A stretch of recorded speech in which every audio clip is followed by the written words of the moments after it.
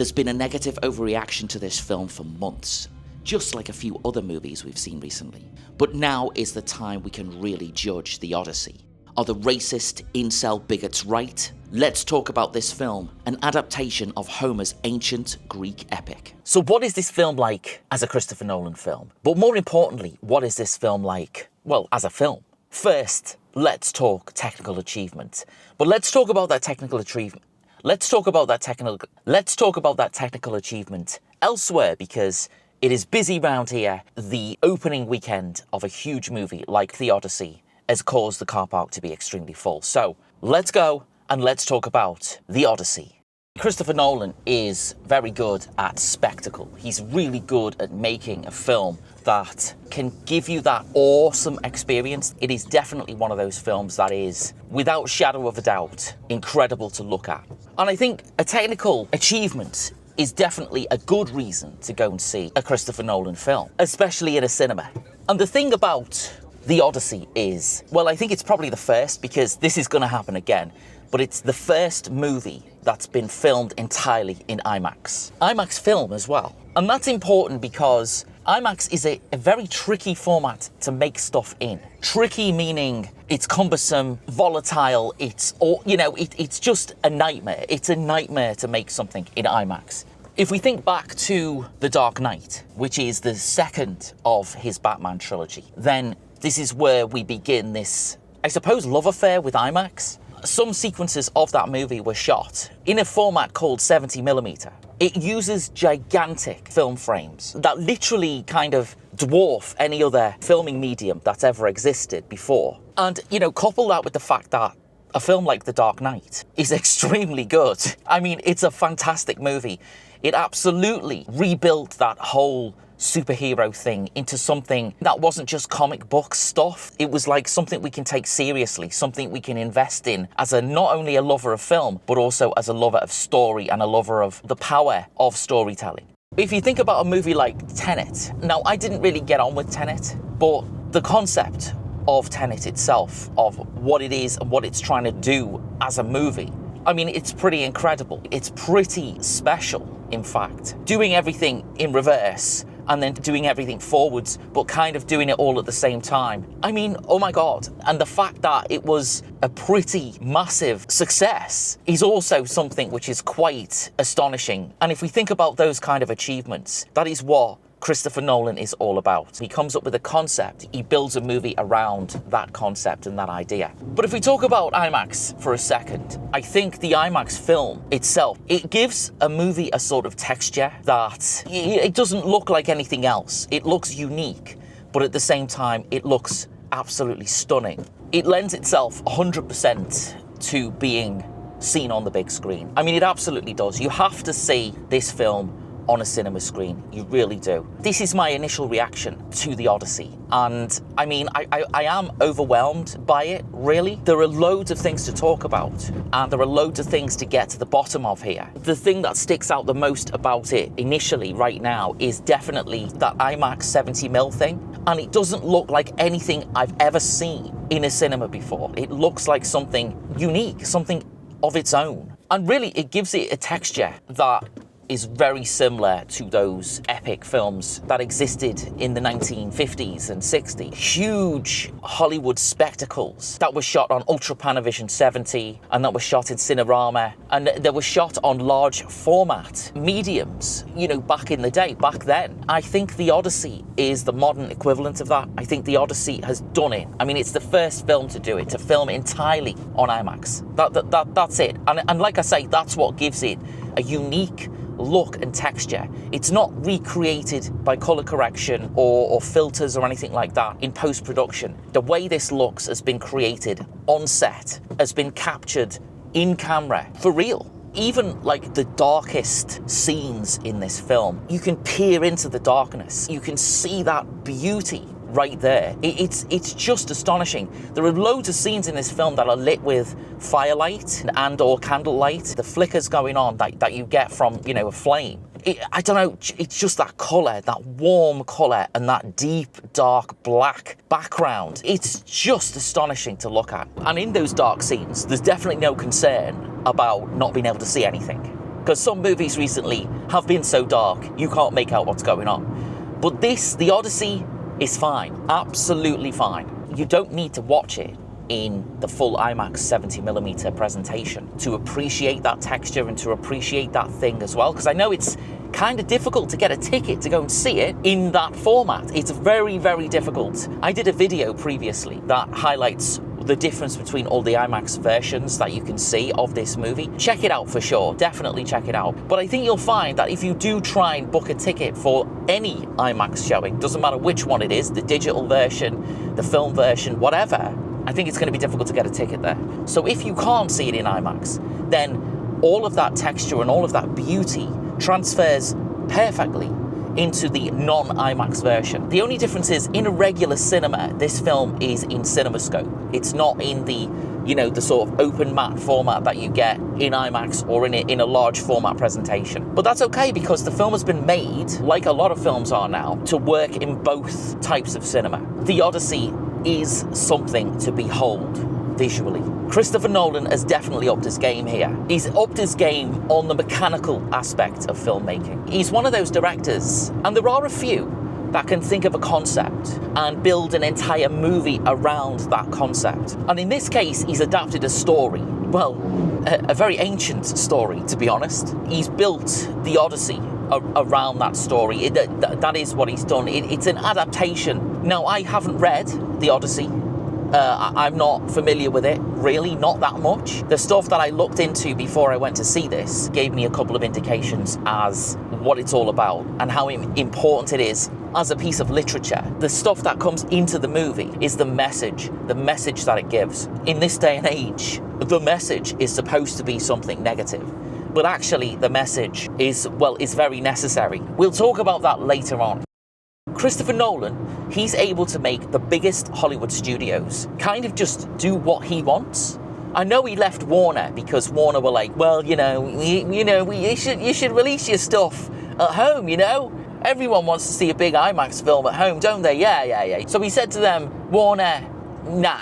And off he went to Universal, because any studio would be stupid not to take on the only man in Hollywood, or probably the only filmmaker in the world that is bringing filmmaking to its prestige, bigness, the bigness that Christopher Nolan does bring to the art of cinema, and certainly the art of cinematic presentation. A bit like Hitchcock and a little bit like Stanley Kubrick in that sense. They were able to command studios to sort of just greenlight whatever it is that they wanted to make. And I guess there was always a guarantee that it would make a ton of money for them, and it would also give them a ton of prestige. I think Christopher Nolan's in that category. Now, Hitchcock and Stanley Kubrick, they were movie-making maestros. They were movie-making legends. And I don't think Christopher Nolan is that. I don't think Christopher Nolan is a filmmaker that can reinvent the wheel, let's say. I don't think he's that. But that doesn't take anything away from him as a filmmaker anyway. I think he's incredible at what he does. And here, in the Odyssey, it's writ large. I mean, literally, it's writ large. In this day and age of data sets and metrics and audience retention graphs, the formula of big budget Hollywood storytelling has been diluted. It's been watered down to its tiny, tiny component parts. Some of these derivative Hollywood productions, they just about resemble a story. They just about resemble something creative. You might just recognize them as a film. But in this case, with the Odyssey, and with every other Christopher Nolan film, really, he's got the command, he's got the capability. He's not going to listen to any studio executives tell him how to make his film. And that's important, and that means something. That is special in itself. From a filmmaking perspective as well, Nolan is extremely old school. He does things the old-fashioned way. Little to no CGI, no matter what film he's making. Shooting on film and making his films available exclusively to cinemas as the primary place to go and watch them. He does have that global event movie status. He still has that. He's still able to deliver that. And I think the Odyssey, again, the fact that it's been sold out for months in IMAX across the whole world, not just in America and Europe, what does that say? That says that the appetite for this kind of thing, for this kind of effort that's gone into making a piece of art like the Odyssey, it's right there, isn't it? People want to see it, and people want to see it where it should be seen, on the big screen.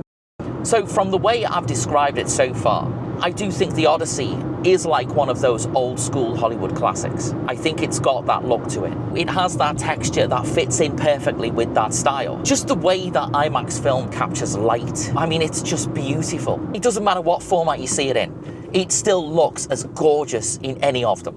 But, and there is a but, there's a couple of things that I noticed whilst sitting and watching this film. This is from a production point of view. The clearly analog way that this has been captured, it does lend to some pretty clunky edits, strange silences in between some scenes that obviously are because of the way that it's been captured. That difficulty is visible in some scenes, I think, and it's purely down to the way that it's been edited like that. The editing isn't as slick as what we're used to. Everything now is edited, usually on a non-linear editing system, but it's basically editing on a computer. You do your shot selections, you do your clips, you cut them here, there, and everywhere. This video is edited on a non-linear edit system. But the Odyssey, as I said before, it's going old school, which means that everything is cut physically. There are physical cuts to the film that are made by the editor, in between every scene, and in between every shot, in fact, which obviously is the way that films are made. But here, it's done old school. It's done in the old style of editing. And that, for me, is really noticeable. It is not a negative thing. It's like watching an old movie, again, from the 50s or 60s or whenever, and going, well, the cuts are a bit clunky there. That's because a man or woman would slice the film, put them together and make the movie like that. That's how it would be done. And the Odyssey is done that way. Some of them are a little bit out of time, and also the focusing, right? If you notice some of the focus selections when there's a particular scene happening. I mean, there's a scene with Robert Pattinson and somebody else, can't remember his name. They've got this dialogue going, and they're both talking to somebody off camera, and the focus is sort of going between them both. You can notice those strange focus pulls that are made, between characters, and they're a little bit slow and they're a little bit like drifty. I kind of thought that is exceptionally charming. It's not a flaw, it's something that allows you to see the mechanics of filmmaking.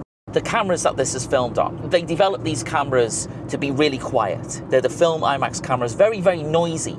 Anything that you see that's been filmed recently in IMAX before the Odyssey was always done on the old, big, clunky IMAX cameras. Now they've got new IMAX cameras, which they designed specifically for this film, which are still very clunky, but a little bit less clunky. The other important factor about the cameras that shoot this film is they don't make a lot of noise. Now, a film camera, again, particularly an IMAX film camera, is very, very noisy, and you can't capture on-set dialogue very well with those cameras. Most scenes that you see that are filmed in 70mm IMAX, the dialogue is dubbed afterwards, because if you didn't, you'd just have the sound of the mechanics of the camera in the background, which is no good at all.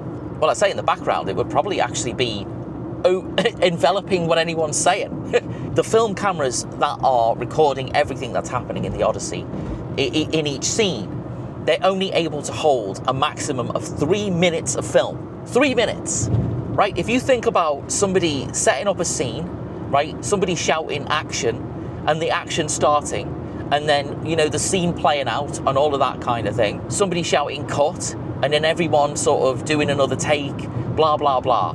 Everyone's got a maximum of 3 minutes before they've got to haul out a massive reel of film and then plonk in another massive reel of film, and it's 3 more minutes. So everything that you see in this film has got like a maximum filming time of 3 minutes. That puts a lot of pressure on everybody making the film, and that film's pretty expensive. Maybe that might not be such a big deal for Christopher Nolan, because I guess he can do anything at any budget that he wants, but still, 3 minutes to get a scene, a powerful scene, a scene of meaning and everything else, all in 3 minutes, and get it right is, that's pressure, right? That's pretty difficult. Everybody carries it off here. Everybody carries it off. even when you've captured that scene from a filmmaking point of view. Unlike now, where you can go back and you can watch it pretty much instantly, you can play it off a digital file, and you can see what you've captured, you can see if it's any good, you can see if there's anything wrong there, you can see, you know, if somebody's left something in the background. Whatever it is, you can't do that with IMAX 70mm. Back in the day of films being shot on film, 35mm film, it was pretty difficult back then. You'd have to get the film processed, and then it would be printed onto a thing that you could project it onto, and then at the end of the day, the director and most of the important crew members would go back to some cinema somewhere, and they'd watch those dailies and they'd assess what they'd filmed on that particular day. IMAX 70mm is even more difficult than that, because there aren't any cinemas that can show IMAX 70mm film except for IMAX 70mm cinemas. When you're capturing those scenes into that film camera with that film stock, you really don't know what is being captured. It's down to the skills of the crew and the people that are literally, you know, doing everything that makes the film work. It's up to them to know what they're doing. It's up to them to be at the top of their game, so that when it is projected as big as it is, it looks as perfect as Christopher Nolan wanted it to. Anyway, up to this point, I've just talked about the way it looks, which normally in a review is an indication to say that the film story and everything else that isn't the technical side of it is rubbish. It's a diversion tactic as a way of saying that, actually, you know what, it sucks. So we're gonna have to talk about the Odyssey as a story. Is it rubbish? Is it bad? Is it not great? No. Nope. No. It's a crowning achievement in every sense. It's both a triumph of filmmaking and it's a triumph of epic storytelling. And let's not forget, it is an adaptation. All right, so characters. We need to talk about the characters. We need to talk about who's in this film. But before we do that, let's talk a little bit about one of the greatest things about the Odyssey. The Odyssey's crowning moment is Anne Hathaway. She is tremendous. It's one of the greatest pieces of character acting I've ever seen. And it's probably one of the greatest pieces of character acting ever put on film. In fact, this film has got so many moments in it that you could give that crown to. Literally, it's capable of being able to sit there next to some of those bona fide Hollywood classics, those legends of cinema that we all love. You know, we all use as that definition of the art of cinema. Hathaway's performance would most definitely be there amongst them. It's like she's found another level here. It's like she's gone above and beyond the Call of Duty. I can't believe how amazing it is. I have just watched a masterpiece of cinema, and Anne Hathaway's performance is a catalyst for that status. Overall, that is what I can call the Odyssey, a masterpiece.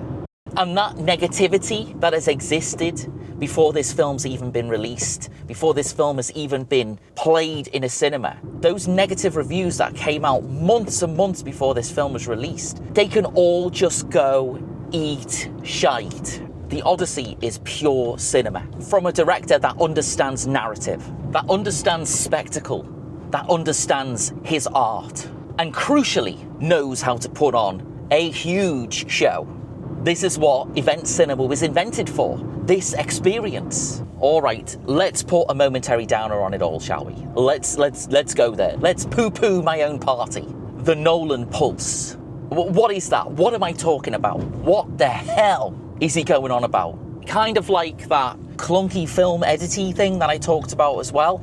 I don't think the Nolan Pulse is bad in itself. But ever since Batman Begins, Nolan has used this style of line delivery. When a character is talking, there's usually somebody listening to them. I mean, that's perfectly normal, of course. But in a Nolan film, they've always got this, like, frozen expression on their face. This, like, stare into the abyss, off camera normally.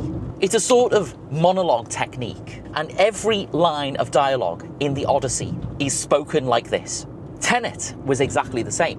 In fact, I think Tenet is probably worse. Oppenheimer also had those moments in it. You can see it a mile off when it happens. Oppenheimer is saved a little bit from it because it's a little bit more intimate. Oppenheimer is a massive movie, but its story is like a little bit of a personal one. Nevertheless, yeah, that technique exists in pretty much all of Christopher Nolan's movies. Somebody says something, they're delivering these lines, it's been spoken like an actor would speak, an actor would say it this way, and somebody's sitting there or standing there or whatever listening to it with this sort of expression. And the Odyssey, it's all the time in the Odyssey, all of it, the whole way through. The thing that annoys me about it is it's a little bit too polished, it's a little bit too perfect, it's a little bit too staged. It reminds me we're watching a construct, it reminds me we're watching something that's like not real, but then it isn't real. So, I mean, you know, on that subject, there is one non-Nolan movie that absolutely steals that technique from Nolan himself, and steals it to the point where it becomes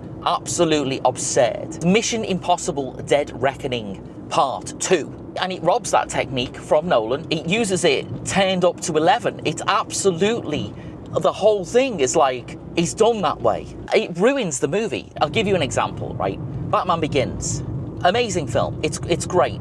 But there's a scene where it takes place, I think it's in the Middle East. Christian Bale is in prison and he's talking to this blind man. And it's like Bale's recording a voiceover to a trailer or something. And come to think of it, there are blind people that feature in a lot of these Nolan scenes. And in the Odyssey, that character is played by John Leguizamo, who is fabulous, by the way. But he is the old blind man who contributes to this particular scene of sort of staring into the distance whilst somebody's delivering a dramatic line. But I suppose, given we're in old school Hollywood movie making technique territory here, I guess we can let it go. Because it does kind of suit the Odyssey. And if there's ever a film where that technique lends itself, it is this movie, for sure. All right, let's pull over and let's talk about the cast and the characters.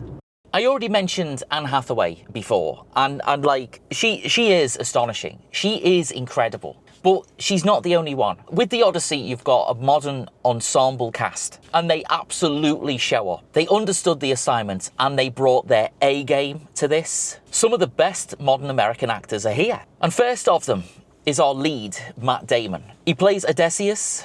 He's the king of Ithaca, renowned for his intelligence, cunning and military strategy in Greek mythology. And I can't think of any modern actor that could pull this role off. Matt Damon is one of our great actors. He is. I mean, I've talked about some other great actors that we have still working today.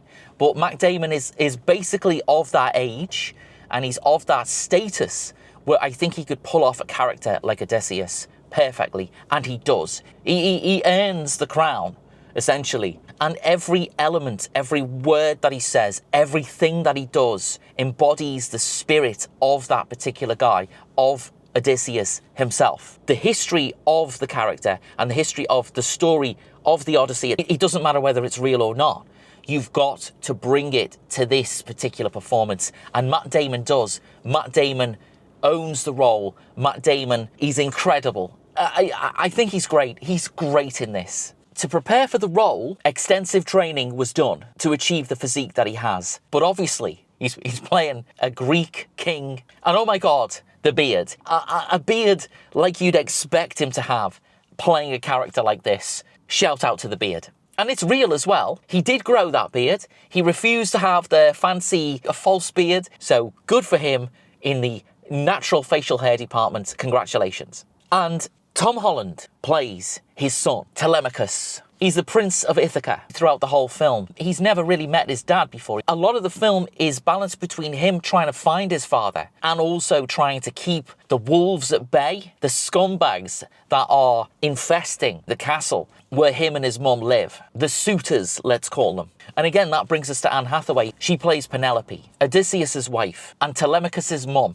I've got to be honest, this is a names nightmare for me. The amount of times I've tried and failed at saying the names in this, oh my God. Penelope is the queen of Ithaca, and throughout the whole film, she's fending off legions of suitors who want to sort of swoop in because she's basically got no king. It's quite powerful. It's absolutely powerful. This is Anne Hathaway's greatest performance. It really is. The last film I saw her in was Devil Wears Prada 2, which was all right.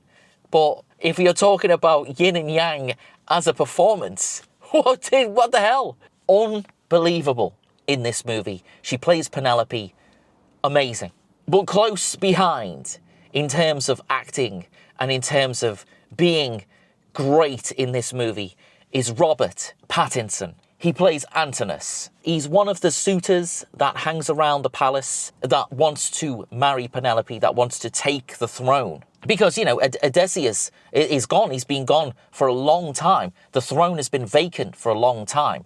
And these people, including Antinous, they all want to marry Penelope and take hold of the crown. Everything Robert Pattinson has been in, he's been amazing in all of the roles. But this one, he's like, it's. I mean, oh my God, he's a great. He is a scumbag, a baddie, and he does baddie perfectly. You hate him, sniffling, sniving little shit is what he is. It's mentioned that he based his performance on a James Woods performance in the movie Casino. I think the character's called Lester Diamond. You got Samantha Morton, who, again, like, I swear, unbelievable. She's only in it for a bit, and the scenes that she's in, she plays Circe. Here I go again. She plays a witch and a goddess who lives on the island of this is the name of the island she lives on. I don't know how the hell you say that. John Leguizamo, who I can say that name. Every role he's in, including the chef. If you've not seen that, it's great. He is unbelievable in this movie. He plays a pivotal role in the film. And he plays Eumaeus, a faithful servant of Odysseus. Zendaya, who I last saw in the drama. There is a review of that film on the channel as well. It's a great film, by the way. And she I mean, she's not in it much, but when she's in it, she's amazing. She plays Athena, the goddess of wisdom, of warfare, and handcraft, who protects Odysseus on his journey. She gives him advice. She's there when he needs her. She also portrays a young priestess during the sort of occupation, the battle, the slaughter that happens in Troy. And she basically takes the form of that person, which we'll talk about later is definitely a metaphor, and a metaphor that is extremely important in the makeup of this film. Charlize Theron plays Calypso. She's great. I mean, she's amazing as well. I mean, look, everybody's amazing in this. But, you know, her role is also an important piece of the puzzle of this film. Without her character doing what she does, we probably would never see Odysseus ever again. And John Besnall, I expected him to be a baddie, but he's kind of not really a baddie, but he sort of is a baddie, but he doesn't really do anything bad. I was on edge when I saw him on screen because I thought, okay, here we go. He's going to cause some trouble right here, but he doesn't. He's a great character. And again, like, everybody in this film, every character in this movie is multi-layered, like proper multi-layered. Everybody is many different levels of things. They're not just goody, baddie, you know, something in the middle. Everybody is everything from a character perspective in this film. And that's amazing. That's amazing. And one of my favourite characters, I think, is played by Himesh Patel, Eurylochus. Ulysses? I'm going to go with Eurylochus. Might be wrong. Probably is. And he's Odysseus's second in command. He keeps him in check. He's his faithful companion, I suppose you can call him that, in both war and in not war. And he's a great character, and it's tragic. It's tragic. The cast that I've mentioned are amazing, and there are many other characters in this film played by amazing actors and actresses, and everybody, as I said, is bringing their A game to this movie. Everybody. But there are two particular characters in the movie that have caused a bit of a stir. Let's talk about them. Let's get out of here and let's carry on driving back home. And let's talk about those two characters in particular, the ones that have caused all of the hullabaloo. So Elliot Page is a trans man, which basically means he is a man, whether you like it or not. And he's been cast here in the Odyssey as Sinon, a Greek soldier, the son of a servant, Antinius, recruited as a child that would be brought up as a soldier and would reach adulthood about the time that the Greeks decided to invade Troy. And Elliot Page is not really in it that much, but he is pretty much almost the first thing you see when the film opens, because the film opens with the Trojan horse on the beach, buried in the sand, as that gift that they leave for the Trojans. The character, as I say, he's not really in it that much, but he does deliver a really poignant message towards the end of the film. And in that scene, a lot of stuff is mentioned about loyalty and sacrifice, and it really is an immense piece of drama that plays out between Odysseus and Sinon. And as I say, he is pretty much the first thing that you see in the movie. And if you can handle that, then it's going to be fine. You're going to be all right. But if you can't handle that, if the mere sight of Elliot Page is not for you, then don't go and see the Odyssey. Don't bother. Just go home, go onto some streaming site somewhere and find this. Watch this and enjoy the empty, soulless bullshit that is a stain on the art form of cinema. Yes, I have seen it, and oh my god. You know, all that fuss from those fools. You'd think that Christopher Nolan had put the cast of RuPaul's Drag Race in the Odyssey. But those folks are, as we've established in this particular video, only interested in causing a fuss. Only interested in clicks. Only interested in talking their bigoted nonsense to the people that will sit there and lap it up. They're just grifting for dollars. That's all they're doing. Grifting for your money, grifting for your clicks. Purposely overhyping the hate. Because as is evidence, if you go and watch the Odyssey, Elliot Page is only in it for like 6 minutes, maybe even 4 minutes. It's crazy. But next though, because we're talking about the cast, Helen of Troy, or Clytemnestra, she's played by Lupita Nyong'o. And if there's one thing the bigots hate more than trans men or trans women or anything that isn't white, cis and straight, it's people of colour. All of the pre-outrage did not care, not one bit, about how long these characters might appear in the film. It was all overinflated, ridiculous outrage, which just spells one thing in this case: racism.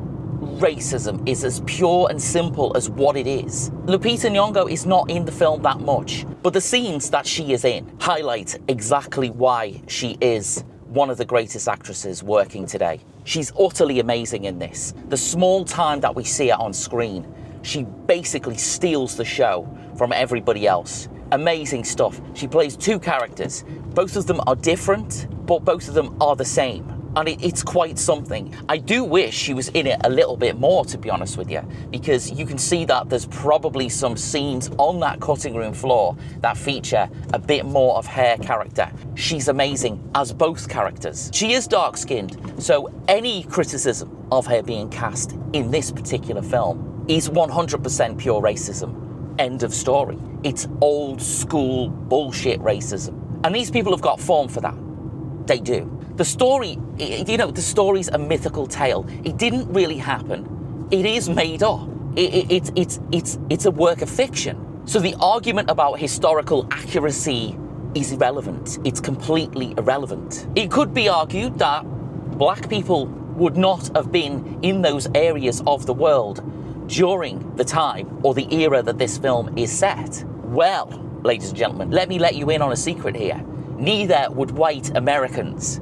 Because fucking hell, America didn't even exist. It wasn't even a glint in the global eye at that time. But the film's full of white Americans. So, okay, the story is set in Greece. It's set in ancient Greece.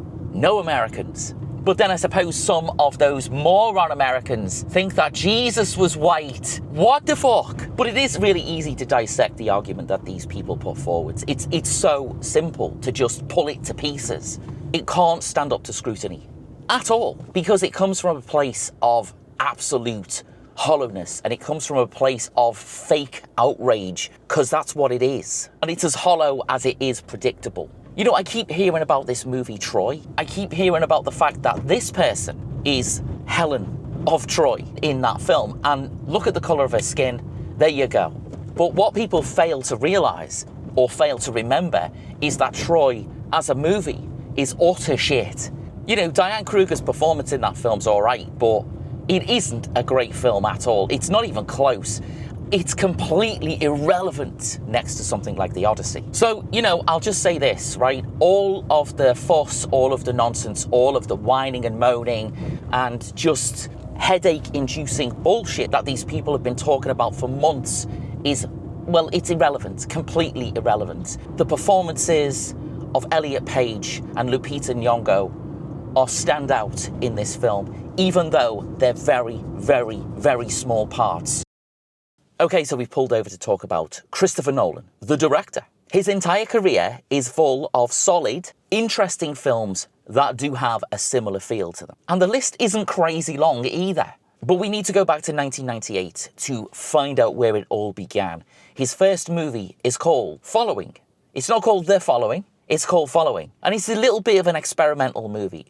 I suppose it's midway between a short film and a feature film because it's about an hour and 10 minutes long. And it's pretty interesting. And you can see some of the concepts that evolve over time, born in that film. And it is a great debut movie. Then he appeared on the scene with his second film in 1998. But then he appeared on the scene with his second film in 2000. And it was a film called Memento. This was vibey, most definitely. It was brilliantly written and brilliantly executed. And Guy Pearce, he basically takes this film from being amazing to being exceptional. He's in the lead role and he plays the guy who's lost his memory. Well, the guy who always loses his memory and he needs to figure out what's going on. And it's just a puzzle that unfolds in front of you and you've got to put the pieces back together along with the main character. And oh my God, it is an interesting and amazing piece of cinema. And shortly after that, he got a massive studio gig directing a movie called Insomnia. And that had two amazing performances. Two of Hollywood's greatest screen presences, Al Pacino and Robin Williams.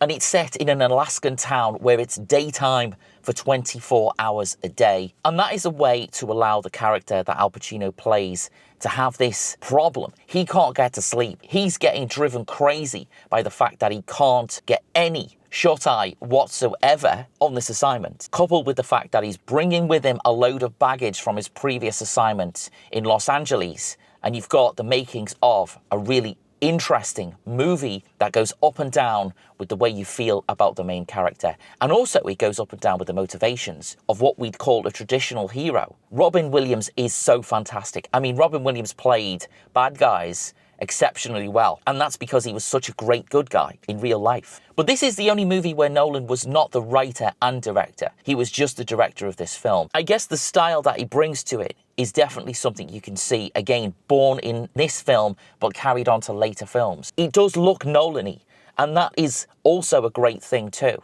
And you know what? It's a remake of a Norwegian film as well, which I haven't seen, and maybe one of these days I might just watch it. But after Insomnia, here we are with arguably Nolan's finest moments. Let's call it finest moments. And these are the big ones. These are the ones that kind of gave him the household name that he's got today. These films certainly allowed him to command the control that he has over the productions that he makes and over the things that we see on screen in the final edit. It's a Dark Knight trilogy, obviously. A great version of Batman, especially when you remember, back in those days, the last time we saw Batman was this. This is what we had. We had this utter bollocks given to us by Joel Schumacher. I don't know what happened there, but oh my God.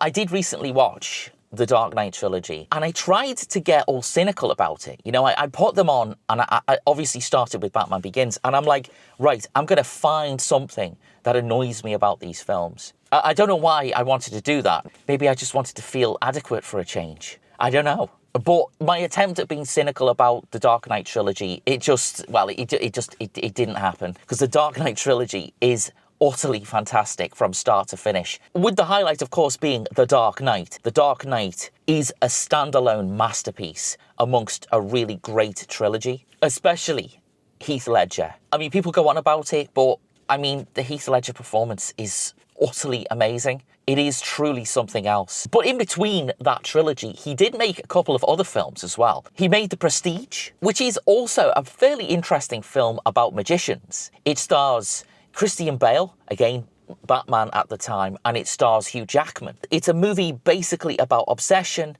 and sacrifice, and he does have some really good performances in there. But also, in between the Batman films, he did make Inception. And like Following and like Memento, Nolan explored the ideas of the mind, time manipulation, and also, in this case, dreams within dreams. As a concept, as an idea, as something that was brought forward and made real as a movie, is pretty amazing. I mean, it's got its moments of, and you do sit there going, well, but then the man, and then the person does it, and then the city folds, and then but the exploding cafe. You do sit there in awe at what you're seeing, but you also sit there thinking, well, what does this mean? But it's basically about time. It's basically about how we can manipulate time, relive those moments, about how we can control those moments, about how we can go back and forwards, but without actually going backwards and forwards. I think the dreams are a metaphor for that kind of thing,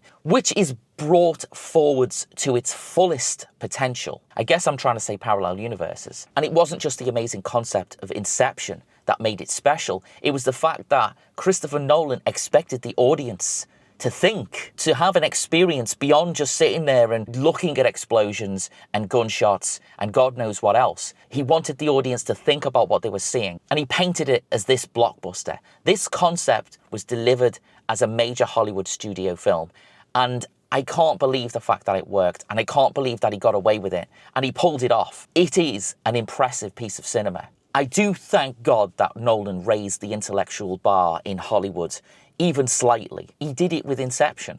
But after Dark Knight Rises, in 2014, he made what I'd consider to be the greatest blockbuster that's ever been produced, Interstellar. If concepts, ideas, imagination, and a little scientific grounding were made into an epic film, then Interstellar is that film.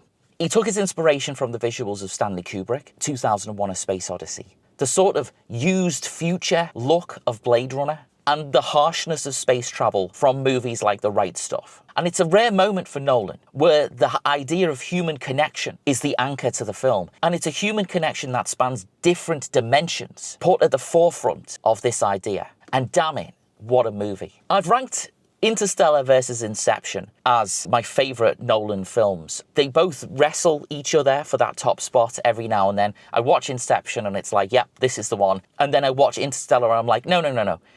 Interstellar is the best Nolan film I've ever seen. And they both take the crown off each other for various reasons. They're both amazing. Maybe they're both number one, if that's even possible. But after Interstellar, he made Dunkirk and he made Tenet. But Tenet, though, right? Let's talk a little bit about that. I find Tenet to be the least engaging of all the films in Christopher Nolan's filmography. And that's not because it's a bad movie. Far from it. The backwards and forwards stuff as a realised concept is absolutely astounding. But unfortunately, the life is drained out of that film by John David Washington, who gives zero engagement or any emotion whatsoever as the main character. And he did the same in the movie The Creator, which was a Gareth Edwards film from a few years ago. He was void of any humanity in that. Oddly, the movie was about robots versus humans, so very strange. But again, here in Tenet, he gives exactly the same performance. It's extremely dry and it's extremely empty, certainly for a main character.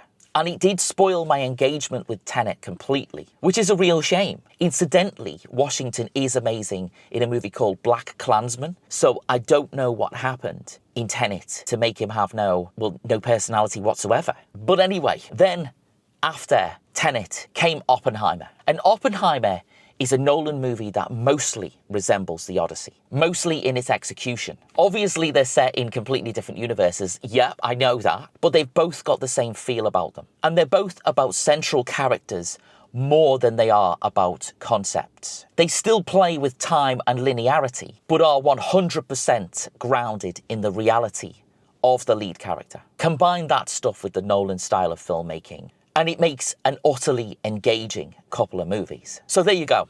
We've been through Christopher Nolan's list, filmmaking achievements, whatever you want to call them. So I reckon it's time that we drive back home some more and we sum up the Odyssey.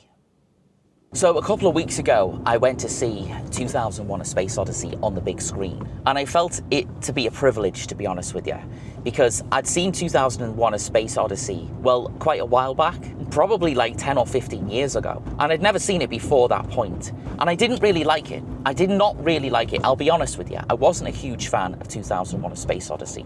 I knew all of the amazing stuff about it, Stanley Kubrick, and the fact that it was 1960s and that they were able to make something as awe-inspiring as what it was visually, but I just didn't engage with it. And when I saw it on the big screen a couple of weeks ago, I had a new experience. I had an experience that I'd never experienced before. Seeing something like that on a huge screen makes you appreciate the art of cinema on a whole other level. Seeing something that's been crafted and has been created as something like 2001: A Space Odyssey, it makes you think. It makes you understand what the director was trying to say, because it's right in front of you, as big as it possibly can be. It was like a religious experience. And I think going to see the Odyssey in a cinema is that exact same thing. But like most other Christopher Nolan films, it does suffer from a slight lack of emotional core. The story outweighs that deep inner voice that the characters should normally have. I just don't think Christopher Nolan knows exactly how to write complex characters, which is okay, because every other achievement in every other film he's made is utterly awesome. And I think the Odyssey is utterly awesome. And it's probably the most ambitious feat of filmmaking, given the format that it was filmed on. But all right, I'm going to sum up the sum up. It's some stuff that I took away from the Odyssey after seeing it. And it's the reason why we need to pull over again and end this. In the end, here's the real reason why this movie is so powerful, and why Christopher Nolan has made a masterpiece of modern cinema. Its message, like Oppenheimer, is a warning to us, you and me. A warning that the power in charge of our society, without its checks and balances, can descend into greed, lies, deception, and evil. And once that power takes hold, there's no stopping that evil from destroying everything that we hold dear, everything that we love, no matter how big or small. It's a warning to save ourselves from the hell that could come, because no one except us is going to let it in the first place. The character of Odysseus understands that our time here on this planet is finite, and that evil is always around that corner, just waiting to take us into hell. I think a movie like The Odyssey has a deep, meaningful edge to it.